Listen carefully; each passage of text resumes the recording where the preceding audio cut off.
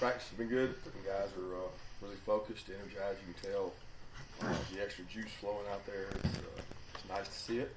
It's nice to be practicing, and I'm excited about the opportunity. Certainly, the more you watch these guys, you realize why they're so good. But our guys are really excited. They had two really good practices in the books, and you got to be smart about how you practice this time of year. So we're having to do tempo walks, do some good on good, and, try to take care of their legs.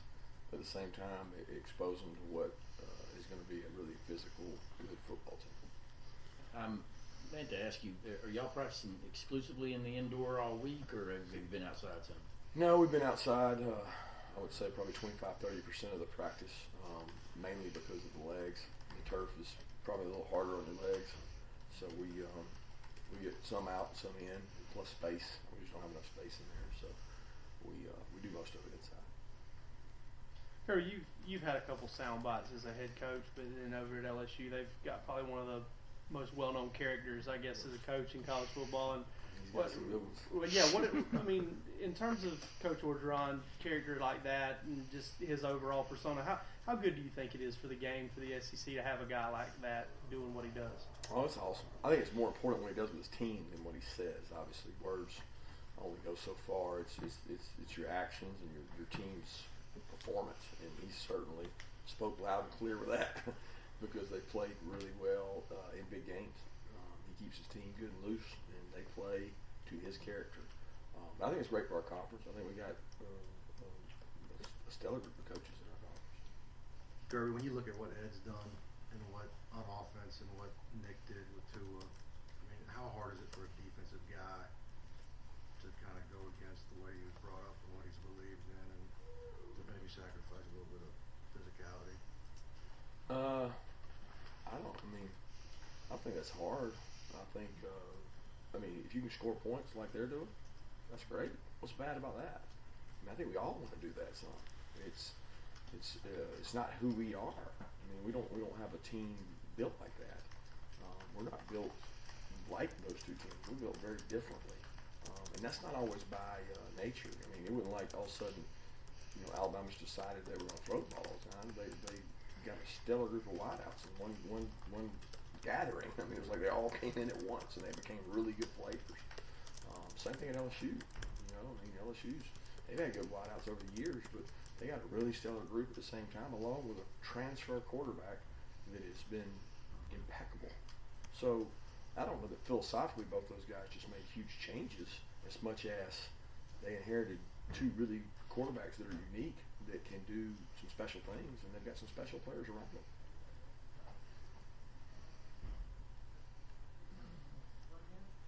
Is there a sense that losing Cager for the year and not having George for the first half, that the kind of offensive game plan for the first half of this game will be a little bit different than it has been this season?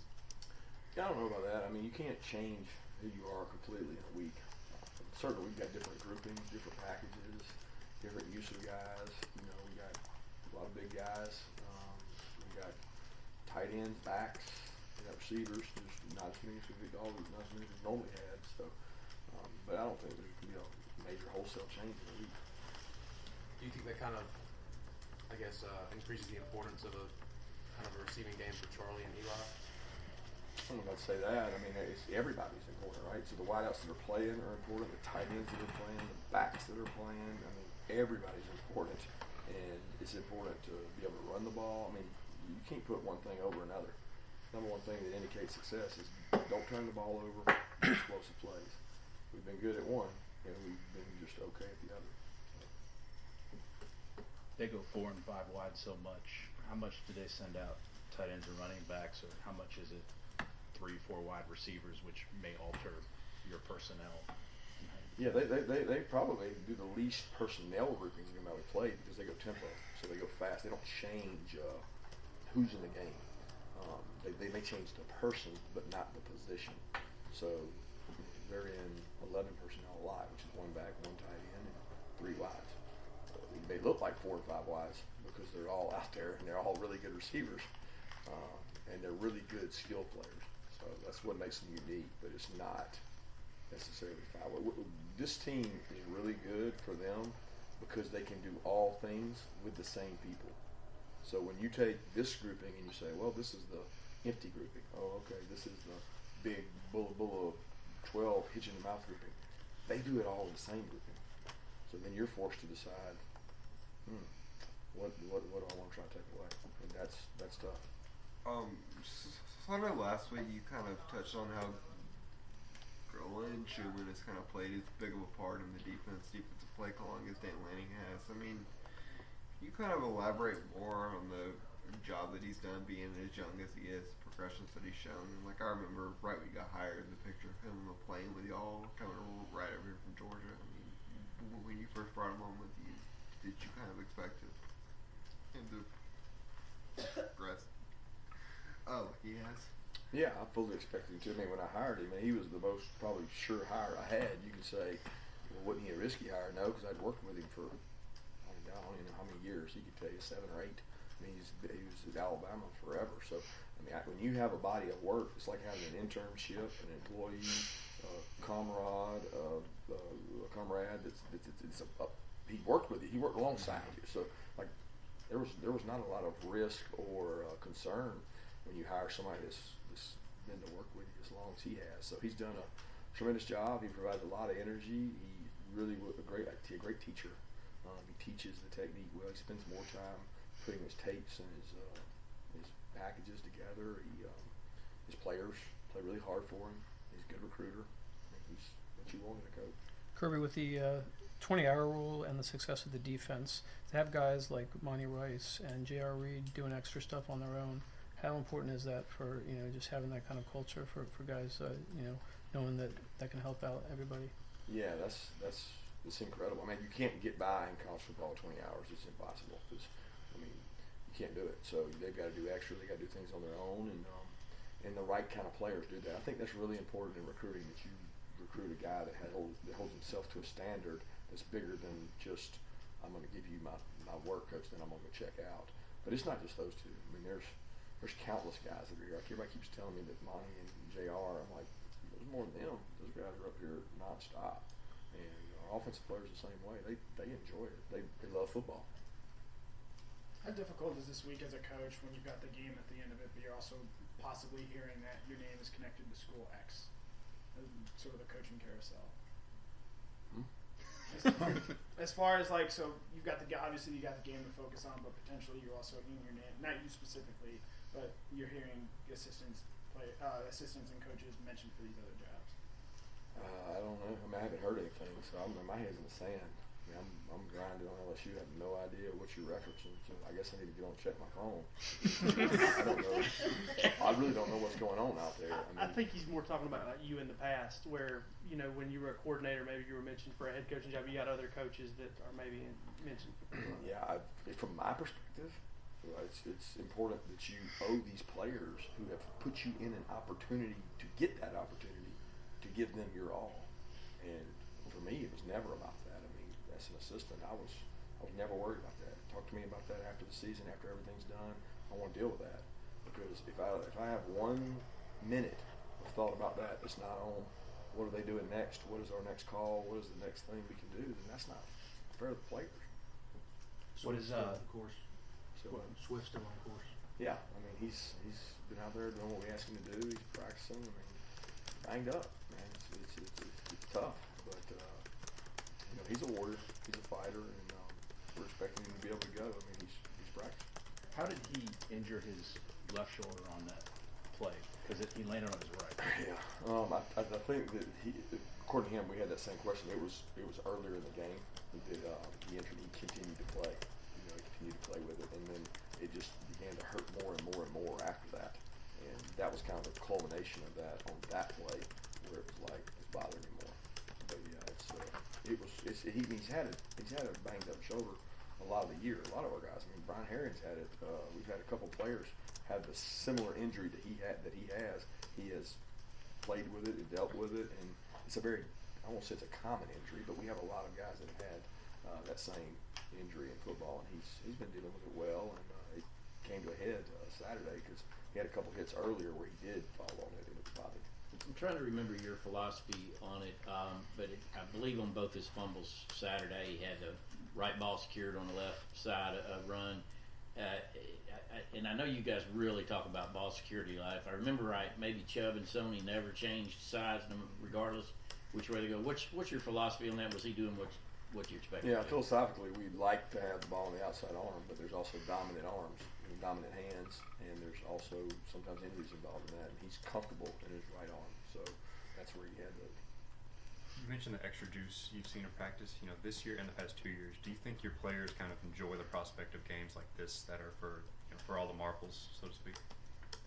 Yeah, I mean, I think they're excited about the opportunity to play in front of this was last, I think 2 years ago, it was the most watched game in all of college football. I mean, it's a lot of passion and energy involved. Atlanta's got a great venue, and Southeastern Conference is second to none when it comes to fan bases and passion. So I know our players are excited. I am too. You mentioned yesterday that LSU, their offense, if there's a weak link, they find it. As a coaching staff, one, how important is it, and how much emphasis do you put on the process of doing that yourself? And two, at what point during the week do you kind of get that nailed down? Is it on Sunday, or do you kind of get the feel for it as the week goes on? Finding the other team's weaknesses, finding the areas that you think you can exploit. Does it happen right away? Does it happen throughout putting in the game plan? I mean, they're trying to find our weak links. They don't have a lot of. They got good football players in the field, and they got a good quarterback, and they got a very experienced O-line. So it's not like there's a lot of weak links out there for them. You put the game plan together, and you look at pictures and say, "Ooh, that doesn't look good," and you might move this, change that, tweak people around. And philosophically, you got to feel like, what am I willing to expose myself to risk on? And that's the hardest decision, because ultimately they got good players out there, a lot of spots. Well, Jerron has referenced Tyler Clark several times, watching tape, being a D-line coach, and 52. Can you talk about what kind of a season he's had, and is he realized at the end of this season what you always anticipated for Tyler Clark? Yeah, Tyler's had a good year. He's been really active. I think the way we have played defensively with the havoc and the movement has helped Tyler. He's a good athlete. That's given him ability to make some plays. Tyler's a hard-nosed, tough worker. The number of snaps he's played for us over 4 years is pretty incredible for what he's been able to do for us and stay relatively healthy. But Tyler's done a great job, and he's one of the first kids we recruited here, and he's been a great Georgia Bulldog. Following up on your defense as a whole, maybe specifically your defensive front, how vital is it, I suppose, to be able to just do those wholesale type of rotations at times, to pull guys out, bring guys in, so seemingly it's like those guys aren't ever tired in any situation late in the game? Yeah, I would love to. If you didn't have to do that, it means you had really, really good players that were playing front line, but they would play a lot of snaps. I think on the defensive line, it's such a combative atmosphere. It's physical that you got to have guys that can rotate in and play. And we do have good depth there, and we're able to share a lot of reps with guys and keep them pretty fresh. Kirby, this will be the fourth Georgia LSU SEC championship game. What do you remember about 2005 as an assistant coach? Man, I remember stuff after the game. It's the first SEC championship that I was ever a part of. Number one. Number two, to win it was pretty special. I remember taking pictures afterwards, and shocked they played well of the game, and it was like the pinnacle of my career at that point, because I'd never played in an SEC championship. I'd never really been even close to one, and to win one, it was pretty special, because you don't know if you're ever going to get that opportunity when you play and you coach, and that was a special time. 2 more questions? Would you say this has been a successful season for you guys? I don't define success based on wins and losses. I define it on what you get out of a team and what you're able to accomplish. And really proud of what our kids have done this far. You mentioned the other day that obviously you can't get out and really do any recruiting this week, obviously preparing for the game. At the end of the week, y'all gonna be able to get out at all, like on Friday or so, to do a little bit of stuff? We're hopeful to get out a couple days, couple times, go see some people. It's tough because there's a lot of planning going on. Cool. Thank you.